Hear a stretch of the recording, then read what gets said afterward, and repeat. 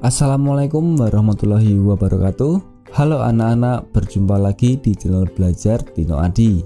Pada kesempatan kali ini kita akan melanjutkan pembelajaran yaitu tema 7 tentang peristiwa dalam kehidupan, subtema 3 peristiwa mengisi kemerdekaan, pembelajaran kedua untuk kelas 5 semester 2. Jangan lupa anak-anak berdoa terlebih dahulu sebelum menonton video ini. Nah, pada pembelajaran kedua di subtema 3 ini, materi yang akan kita pelajari yaitu materi Bahasa Indonesia KD 3.9 tentang membuat kesimpulan dari bacaan, materi IPA KD 3.7 tentang peristiwa pengkristalan, dan materi SBDP KD 3.4 tentang ragam seni rupa daerah. Setiap warga negara Indonesia berkewajiban mengisi kemerdekaan dengan kegiatan-kegiatan yang positif sesuai dengan peran masing-masing di dalam masyarakat. Demikian juga dengan pelajar, peran apa yang bisa dilakukan sebagai pelajar untuk mengisi kemerdekaan?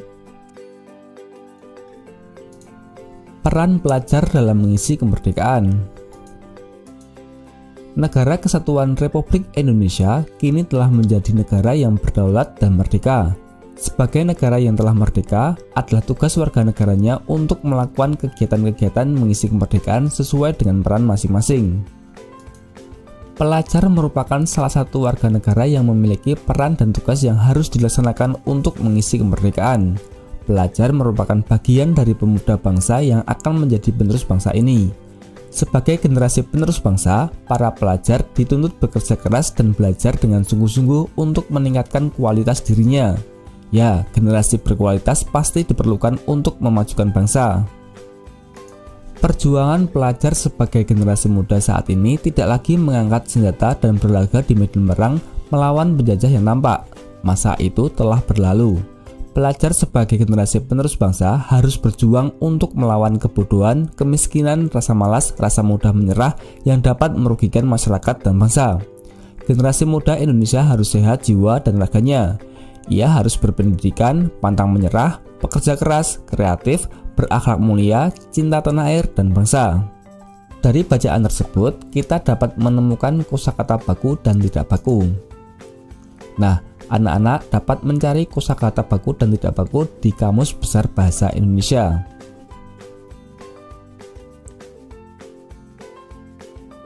Berikut ini adalah kegiatan-kegiatan positif yang dapat anak-anak lakukan dalam mengisi kemerdekaan, baik di rumah, di sekolah, maupun di masyarakat.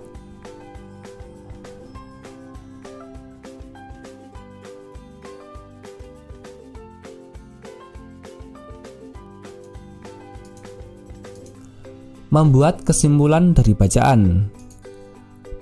Membaca dapat menambah wawasan dan kosakata baru. Arti kosakata baru dapat ditemukan dalam Kamus Besar Bahasa Indonesia atau KBBI. Kosakata dibagi menjadi dua, yaitu kosakata baku dan kosakata tidak baku. Kita juga dapat menuliskan kesimpulan dari bacaan. Kesimpulan dapat ditulis dengan menemukan ide-ide pokok dari masing-masing paragraf. Banyak kegiatan positif yang dapat dilakukan oleh pelajar di sekolah. Dengan mempelajari fenomena alam di sekitar kita, kamu dapat memahami apa yang sedang terjadi di sekitarmu. Sebelumnya, kamu telah melakukan percobaan tentang penyubliman sebagai salah satu perubahan wujud benda karena kalor. Sekarang, kamu akan melakukan percobaan untuk menunjukkan perubahan wujud benda yang juga disebabkan oleh kalor, yaitu peristiwa pengkristalan. Pengkristalan ialah perubahan wujud benda dari gas menjadi padat dengan proses pelepasan maupun penyerapan kalor. Contoh peristiwa pengkristalan dengan proses pelepasan kalor adalah salju dan gas yang didinginkan. Contoh peristiwa pengkristalan dengan penyerapan kalor adalah pada proses pembuatan garam. Garam dibuat dari air laut, kemudian diuapkan dengan sinar matahari di dalam petak-petak hingga tersisa kristal-kristal garam. Anak-anak dapat membuktikan peristiwa pengkristalan dengan melakukan percobaan mengamati perubahan wujud benda berikut ini.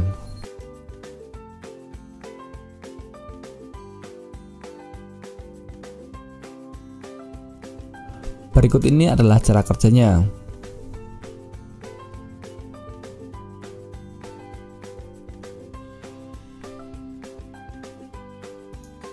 Setelah selesai mengamati, anak-anak dapat membuat kesimpulan dari kegiatan percobaan yang telah kamu lakukan.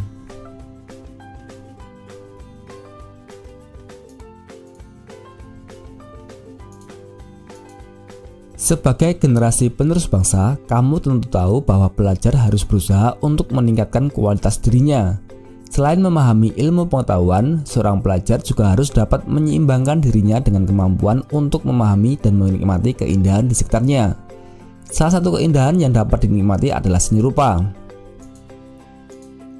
Hasil karya seni rupa telah menjadi bagian dari peradaban manusia, termasuk nenek moyang kita. Bentuk seni rupa seperti seni tekstil, yaitu batik, tenun, dan songket, seni anyam, seni ukir, seni keramik, seni lukis, dan seni patung. Keindahan karya-karya seni rupa terdapat pada bentuk dan warnanya. Dengan mengenal berbagai bentuk karya seni rupa, kamu dapat merasakan keindahannya dengan baik. Mari kita simak bacaan berikut ini untuk memahami berbagai jenis seni rupa tanah air sejak zaman nenek moyang kita dahulu. Seni rupa daerah Indonesia. Seni rupa daerah adalah seni rupa yang terdapat di berbagai daerah di Indonesia. Seni rupa daerah dapat disebut juga seni rupa tradisional karena dikerjakan secara turun-temurun di suatu daerah.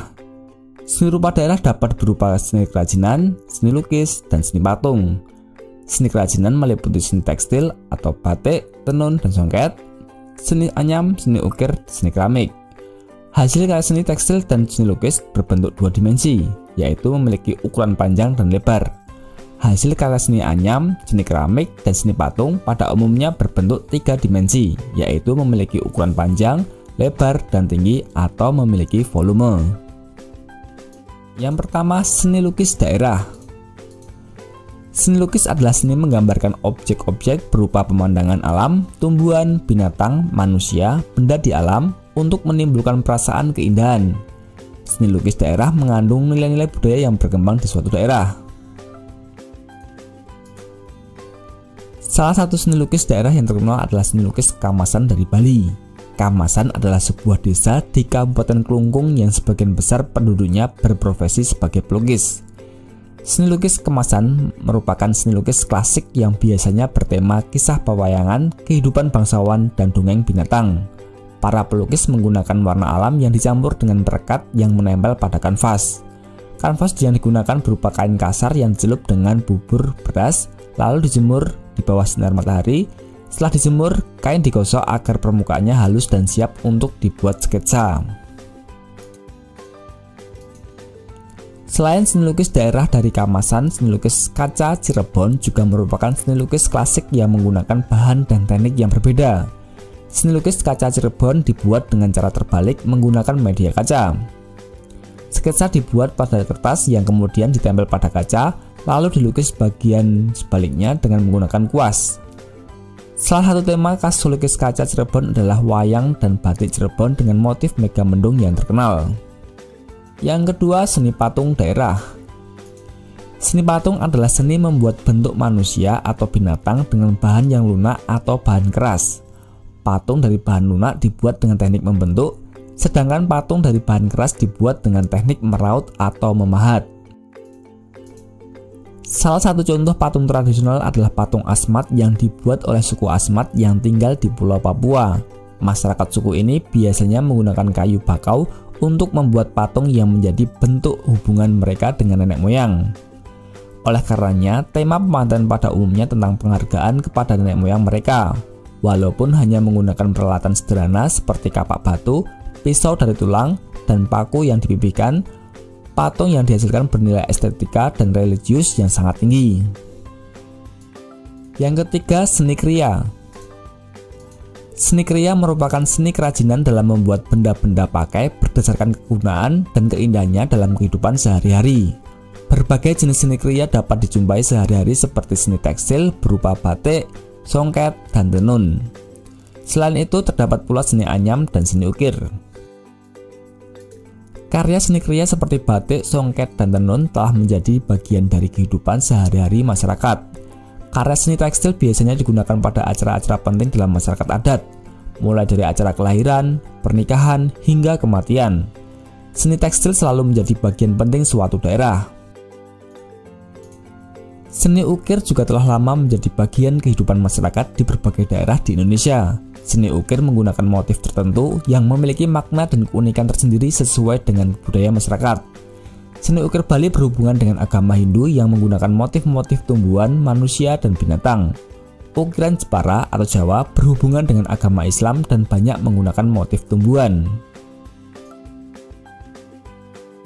Baik anak-anak, itulah pembelajaran kedua di subtema 3 tema 7.